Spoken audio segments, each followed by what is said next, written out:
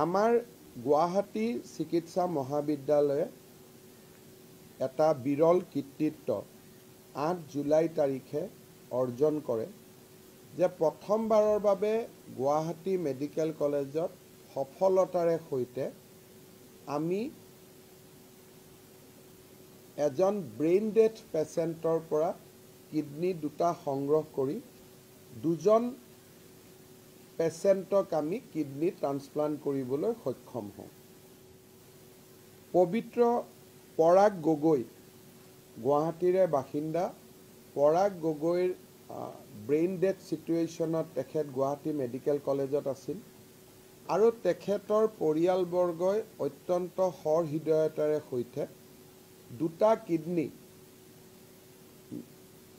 Guwahati medical college কৰ্তৃপক্ষক দান কৰে। এই দুইটা কিডনি আমি মেডিকেল কলেজ কৰ্তৃপক্ষই শ্ৰী গগৈৰ পৰা সংগ্ৰহ কৰি আমি দুজন ব্যক্তিৰ গাত সংৰোপণ কৰোঁ। আপোনালোকে চিন্তা কৰক, 21 বছৰৰ এজন ল'ৰাই এজন নিশ্চিত মৃত্যু মুখত যোৱা পেচেণ্টৰ কিডনি লৈ আৰু 50 বছৰ জীয়াই থাকিব।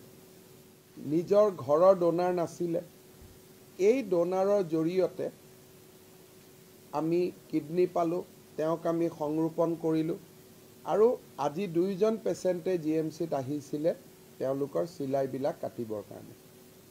আৰু দুইজন পেচেণ্টে বৰ্তমানলৈকে ভগৱানৰ আশীৰ্বাদত সুস্থ হৈ আছে। প্ৰথমবাৰৰ বাবে আমাৰ গুৱাহাটী মেডিকেল কলেজত KDAভাৰ ডনেশ্যনৰ জৰিয়তে কিডনি সংৰোপণ কৰিবলৈ সক্ষম হয়।